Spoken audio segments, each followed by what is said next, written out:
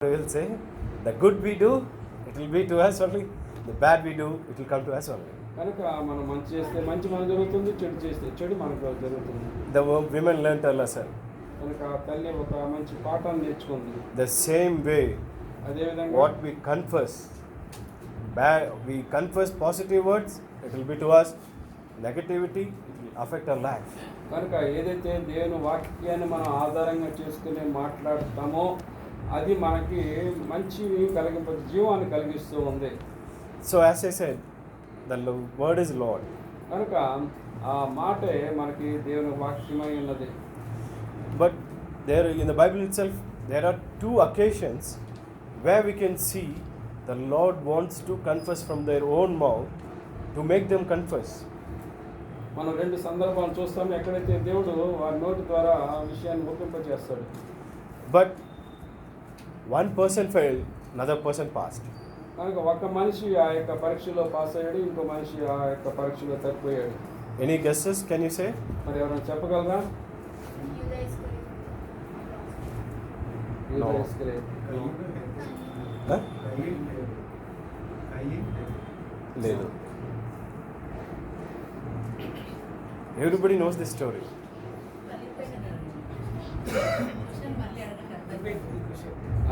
Repeat the question, huh? Okay. Actually, the Lord is the word. Okay. In Bible, at two occasions, when people committed sin, the Lord tried to make their own confession. రెండు సందర్భాలలో మనిషి తను పాపం చేసినప్పుడు వారు దేవుని యొక్క మాటను బట్టి వారు ఒప్పింప చేయబడ్డారు. రెండు సందర్భాలలో. Peter 1, okay, right? No, not David. Peter passed, one failed. Because of that one failure, whole human race is suffering. Adam. Yes, it's right. Actually, people will say, Lord is not playing with us. By our own mouth, He wants to confess. He wants us to confess. కనుక మన నోటి మాటకి చాలా ప్రాముఖ్యత ఉంటుంది. Whatever we commit, out of our own heart, we have to confess to the Lord. కనుక మనం హృదయము నిండిన దాన్ని బట్టి మనం మాట్లాడతాం. He doesn't want to just from tongue. He doesn't want. He wants powerful words from the heart. కనుక మనం ఏదో కేవలం నోటును ఉపయోగించి మాట్లాడడం కానీ మన హృదయాంతరాల నుంచి మన మాటలు వస్తాయి. ఆ హృదయాంతరాల నుంచి వచ్చే మాటల్లో శక్తి అనేది కూడా ఉంటుంది. Do you think that the Lord doesn't know that Adam committed sin? Adam పాపం చేశాడా? God doesn't know that? దేవునికి తెలియదా? You can answer me. God knows or not? దేవుడికి తెలిసే తెలియదు ఆదాం పాపం చేశాడని. Then why Lord came and asked him, Adam, where are you? మరి ఎందుకు దేవుడు ఆదాముని అడిగాడు, ఆదామా నువ్వు ఎక్కడా అని?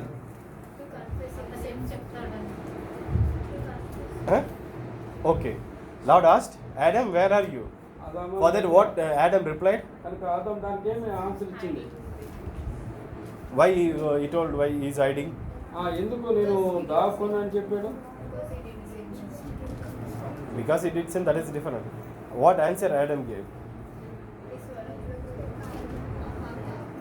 Adam told, Lord, he indirectly put the blame on Jesus. Jesus means the Lord, the Father. ఆదాము, if you see the verses, you can clearly read it. In 3rd chapter, Genesis. ఆదికాండము 3వ అధ్యాయము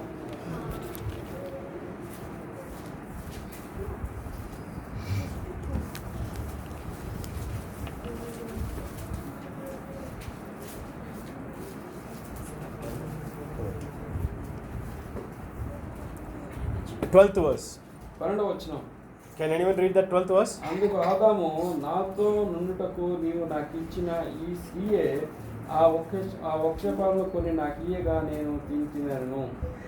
See how he was blaming the Lord? కనుక దేవుణ్ణి అతడు తప్పుడుతూ వస్తున్నాడు, మీరు ఇచ్చిన స్త్రీ వల్లే నాకు ఇంత నష్టం జరిగింది అనేసి. At least the Lord would have forgiven him by saying, Lord, but by temptation or unknowingly I did this. Please forgive me. Lord would have, that's all. His chapter is over. ఎప్పుడైతే దేవుడైన యెహోవా ఆదామును పిలిచినప్పుడు వెంటనే ఆదాము తాను చేసిన తప్పిదాన్ని ఒప్పుకున్నట్లయితే దేవుడు తప్పకుండా అతను క్షమించేవాడు. కానీ ఆదాము తాను చేసిన తప్పిదాన్ని ఆదాము తను ఒప్పుకోకుండా అవ్వ మీదకి నెడుతూ వస్తున్నాడు. దేవుణ్ణే ఇండైరెక్ట్ గా దేవుణ్ణే నింద వేస్తున్నాడు. నీవు ఇచ్చిన అవ్వ వల్ల ఇదంతా జరిగిందని దేవుని మీదనే నింద వేయడానికి అతడు ధైర్యం చేస్తూ వస్తున్నాడు. See, at least if it was said, Eve gave, I ate. That is different. నువ్వు ఇచ్చేముంది నా పండు తిన్నానని చెప్పడం వేరు. But whom you gave, నువ్వు ఎవరినైతే నాకు ఇచ్చేవో, that means nothing wrong with me. నాదేం తప్పలేదు. నువ్వు ఆమె నాకు ఇచ్చావు కాబట్టి ఆమె ఇచ్చి నేను తిన్నాను. I didn't committed any sin. I didn't committed any wrong things. నేనేమి పాపం చేయలేదు. But because of you, I committed sin.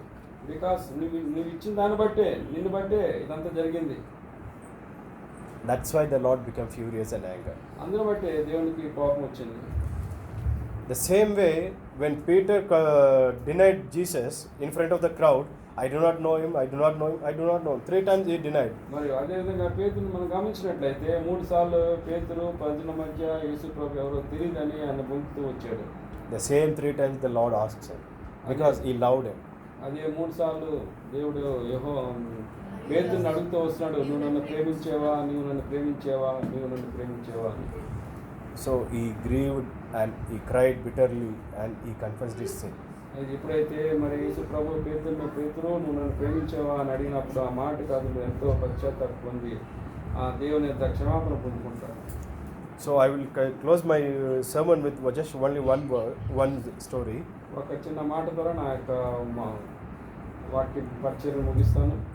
Not a story, this is a real testimony. ఇది ఒక నిజమైనటువంటి సాక్ష్యం. There was a lady in New York City. New York సిటీలో ఒక స్త్రీ ఉంది. She was affected by leukemia. ఆమె మరి రక్తహీనత వ్యాధి ఆమెకి వచ్చింది. They called it as cancer. ఆమెను మరి క్యాన్సర్ హాస్పిటల్ అడ్మిట్ చేయడం. She was at the bed of death. ఆమె మరి మరణ ఛాయలో మరణం సమీపంగా ఆమె ఉన్నది. She may be die within 2 weeks or 3 weeks. మరి 2-3 వారాల్లో ఆమె చనిపోయేటువంటి స్థితిలో ఆమె ఉన్నది. That time she came across through God's word, Isaiah 53:5 and 1 Peter 2:24. మరి ఆమె యెషయా గ్రంథము 55వ అధ్యాయము 3వ వచనాన్ని ఆమె గమనించడం జరిగింది. It says that ఆ వాక్యం ఇలా చెప్తుంది, He bore our sins. ఆయన మన యొక్క పాపములో ఆయన భరించి ఉన్నాడు. By His stripes we are healed. ఆయన యొక్క పొందిన దెబ్బల వల్ల మనకు స్వస్థత కలుగుతున్నది. When this lady came across through these words, ఆమె ఎప్పుడైతే ఈ వాక్య లేఖనాలను ఆమె గమనించిందో, these words spoke to her. ఎప్పుడైతే ఆయన పొందినట్టు గాయం చేత మనకు స్వస్థత కలుగుతుంది అనే మాటను గమనించినప్పుడు ఆ మాటలు ఆవిడ మాట్లాడుతూ జరుగుతూ వచ్చింది. These words touched her. These words spoke to her. ఈ మాటలు ఆ వాక్యాలు దేవుడు ఆమెతో మాట్లాడుతూ వచ్చాడు. So this lady got so happy and enthusiastic. She confessed to her mother that, "Mom, see, it is written. Already He has taken away all my sins, all my disease, everything. I am healed by His stripes."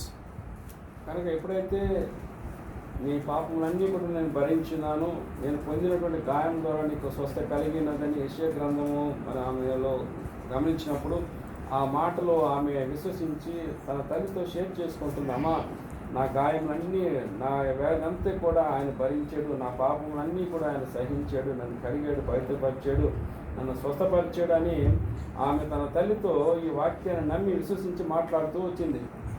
So within 2 weeks she was cured perfectly. ఎప్పుడైతే ఈ లేఖనాలను ఆమె claim చేస్తూ వస్తుందో ఆ లేఖనాలను బట్టి ఆమె స్వస్థత కూడా పొందుకుంటూ వచ్చింది. Doctors kept 2 weeks for her life. ఎప్పుడైతే 2 వారాలే ఆమెకి మన డాక్టర్స్ సమయం ఇచ్చారు, The same 2 weeks the Lord took for healing her. ఆ 2 వారాల లోపే దేవుడు కూడా ఆమెను స్వస్థపరిచాడు. That is the power of God's word. అది దేవుని యొక్క మాటలు దేవుని యొక్క మాటలను విశ్వసించడం వలన జరిగేటువంటి గొప్ప కార్యం. So whenever you're feeling frustrated or tempted or devastated, don't try to look for other man's comforting words. కానీ ఎప్పుడైతే మనము నాలుగా కొట్టబడి ఉంటామో, విరగొట్టబడి ఉంటామో, తృణీకరింపబడి ఉంటాము, బాధల్లో, దుఃఖంలో, వేదనలో ఉంటాము, అటువంటి సమయాల్లో దేవుని వాక్యం చేత మనము ఆదరణ పొందే వారంగా ఉండాలి, కానీ మనుషులను బట్టి కాదు. But always turn to the word of God. అటువంటి సమయాల్లో మనం ఇప్పుడు కూడా దేవుని వాక్యం వైపు మనం చూసే వారంగా ఉండాలి. Only that God's word will heal you, will recover you, will make you to come once again to your old position. కనుక దేవుని వాక్యమే మనల్ని ఆదరిస్తుంది, దేవుని వాక్యమే మనల్ని బలపరుస్తుంది, దేవుని వాక్యమే తిరిగి మనల్ని నిలబెట్టగలుగుతుంది. So always be careful when using your words, because God's words are in your mouth. You are the representative of God. When you are the representative of God, you are passing the God's word to others. That word should heal others and not wounding others. కనుక మనం ఎప్పుడైతే మన నోటికి దేవుని యొక్క మాటలు మనం ఉంచుకొని ఆ మాటలు మనం పలకటం వలన ఆ మాటల ద్వారా మనకు క్షేమాభివృద్ధి కలగటమే కాదు, కానీ మన మాటలు మాట్లాడేటప్పుడు ఆ మాటలు వినిచున్న వారికి కూడా ఆ క్షేమాభివృద్ధి కలుగుతుంది. ఎందుకంటే మనము దేవుని పక్షంగా నిలబడేవారము. దేవుని యొక్క మాటలు మన నోటి ఉన్నప్పుడు దేవుడు ఎలాగైతే మాట్లాడుతుందో అదేవిధంగా మన మాటలు కూడా శక్తివంతంగా జీవం కలిగించే మాటలుగా ఉంటాయి. So, as I said, the word was with God, the word was God. So that word is in your mouth. When you speak that word, there should be a healing, there should be a deliverance, and there should not be any deviations. కనుక ఆది వాక్యమును వాక్యము దేవుడైనను ఆ దేవుని యొక్క మాటలే మన నోటి యందు ఉండటం వలన అదే మాటలు మనం మాట్లాడటం వలన మనకు స్వస్థత కలుగుతుంది, విడుదల కలుగుతుంది, దేవుని మనకి ఆదరణ కలుగుతూ ఉంది. Your words should bring people to Jesus, not drive away from Jesus. కనుక మన మాటలు మాట్లాడటం వలన ఇది సమాధానకరమైన మాటలై ఉండి మరి సమాధానకర్తకు దేవుని యొద్దకు నడిపించేటువంటి జీవము గల మాటలై ఉండాలి. So God bless you all. కనుక ఈ మాటల ద్వారా మనము దేవుని ఆరాధిద్దాము, మనందరం మోకరిద్దాం. దేవుడు ఇచ్చిన వర్తమానం బట్టి దేవుని వందనాలు.